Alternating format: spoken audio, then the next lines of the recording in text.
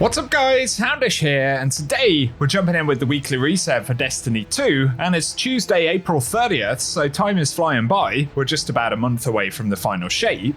But with the reset this week, of course, we get the final two Brave weapons introduced for Into the Light. On top of that, Bungie are launching Pantheon, which is their new Raid Gauntlet challenge, so we got a bunch of new rewards there. And additionally, there is a new patch for the game today, so we'll do our best to cover all of the patch notes. And then we'll touch on key rewards for the week, the vendors in the tower, some of the new quest content, and unlocks with more or less everything worth knowing about what's happening in the game this week. So, as always guys, I hope you find the video today useful, and if you do, a rating below really does help us out on the channel. But without further delay, let's get into it. And initially, for a quick rundown of some of the items this week, we are seeing the introduction of the Blast Furnace, as well as the Luna's Howl, which are the final two returning weapons for the Brave arsenal in Into the Light. So, as always, our site has those weapon quests now in the Hall of Champions. They'll be pretty quick to get done, and if you want to go ahead and farm away with attunement afterwards, then I wish you the best of luck picking up those shiny weapons. Of course though, with the final two weapons dropping, that also means it's possible to unlock the Super Black shader if you've leveled up fully with Shax and completed all of the quests. So let us know if you're getting that done this week.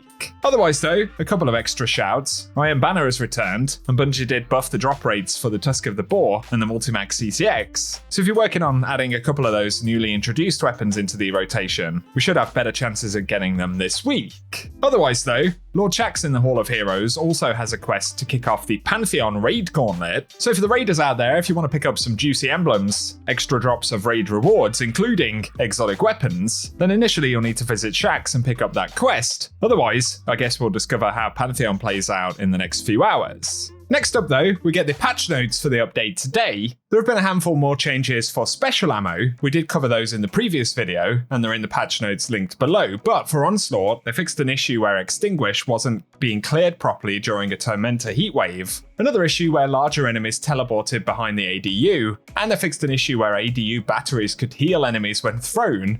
Plus, they fixed a problem where players could hide from enemies in a spot in the boss room, and an issue in Legend difficulty where the portal to the boss room would not appear after wave 50. Then for the exotic mission, the Whisper, they fixed an issue with the spawning visual effect of taken bosses, and another where players would not be kicked to orbit after the timer runs out. Plus, they fixed some out of bounds spots. I didn't know about that timer thing. Then finally for weapons, they removed the red dot from the Tusk of the Boar grenade launcher when aiming down sights, as it wasn't supposed to have one. Plus they fixed a bug that prevented the mountaintop's projectiles from piercing barrier champion shields. And finally, the Brave versions of the Recluse and Hammerhead sights now correctly highlight enemies. So just a few patch changes in the update today. Next up though, why don't we take a look at the Eververse store for the week. Firstly, don't forget your free bundle of Bright Dust, and focusing on Bright Dust stuff, right here on the front page, we've got the Rimshot exotic emote, which is 3,250 Bright Dust right there. And then we have the Great White ornament for the Hammerhead. This is one of the returning Black Armory ornaments for the weapon. We could apply this to the Brave weapon, which is cool. That is 700 Bright Dust. But we also have the Lattice Entrance Transmut effect. As always, this is 450 Bright Dust. And for the front page of shaders, we've got the Aposmatism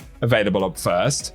300 Bright Dust as always, and then there is the Princely Presence on the front page as well. Now though, moving over to the main Bright Dust section, we've got the Destructive Wizard exotic emo, which is available for 3,250 Bright Dust right there. That is a new one this season. Kinda cool, I suppose. There's also the Star-Crossed Fists, an older universal ornament returning to the store, which is 1,200 Bright Dust, so maybe worth checking in for those if you are collecting.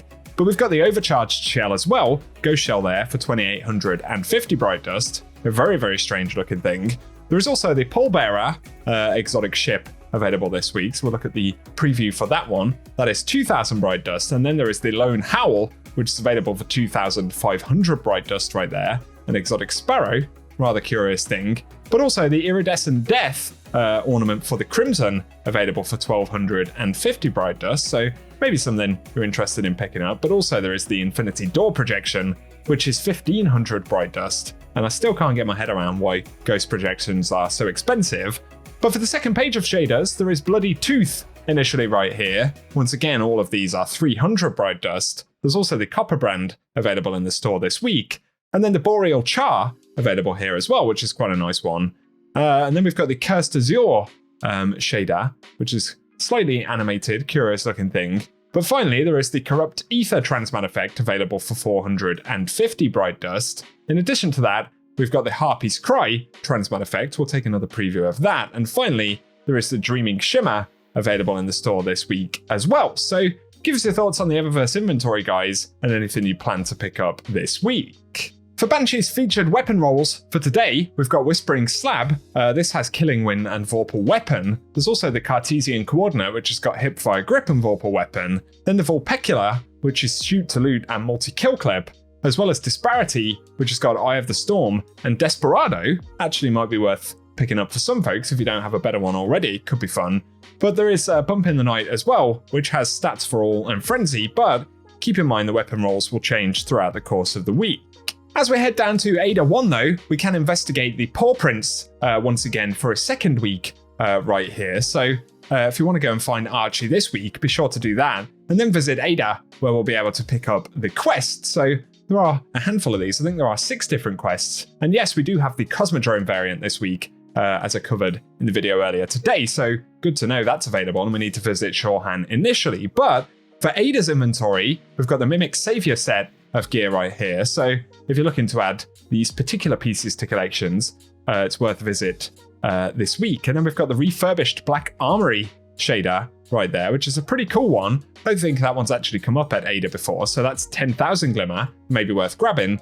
But also there is the Bray Innovation available this week. And finally, we've got New Monarchy Allegiance as well. So let us know if you plan to pick up any of the shaders this week. Some final bits to mention here though. The Nightfall this week is the Corrupted, and the featured weapon is Wild Style, so if you're still working on picking one of those up, we've got renewed chances to do so this week. Otherwise though, for featured exotic missions, Whisper of the Worm is still available, and that can be accessed on the Into the Light page. But otherwise, the Presage exotic mission is featured this week as well, where we can pick up Dead Man's Tail, as well as the pool of legendary weapons, and those are farmable. Also farmable this week though, we've got Garden of Salvation, so picking up any of the legendary stuff in there, and the Spire of the Watcher dungeon, where we can get the Hierarchy of Needs exotic bow. So a couple of good ones to go after this week, but finally, we've got the Lost Sectors, and today, April 30th, will be Aphelion's Rest, dropping exotic legs. Then for May 1st, it'll be Bay of Drowned Wishes, dropping exotic gauntlets, which is followed by Chamber of Starlight on the 2nd, dropping chest pieces. And then on May 3rd, we'll see Perdition on Europa, dropping exotic helmets. May 4th will be Bunkery 15, that's dropping exotic legs. Then on the 5th, we'll see Concealed Void on Europa, dropping exotic arms, and finally, May 6th will be Thrilladrome on Neomuna, dropping exotic chest pieces, and you can see the additional legendary weapon drops there on the right hand side as well. So good luck as always if you're hunting down any rewards this week. Otherwise though, that rounds up what we need to cover in this video, so if it has been useful guys, then be sure to get subscribed and I can keep you up to date with everything related to the game. Also let us know what you'll be doing first this week inside of the game, and if you have enjoyed the video, a rating really does help us out below as well. Otherwise though, thank you for tuning in, and I hope you guys have an awesome day.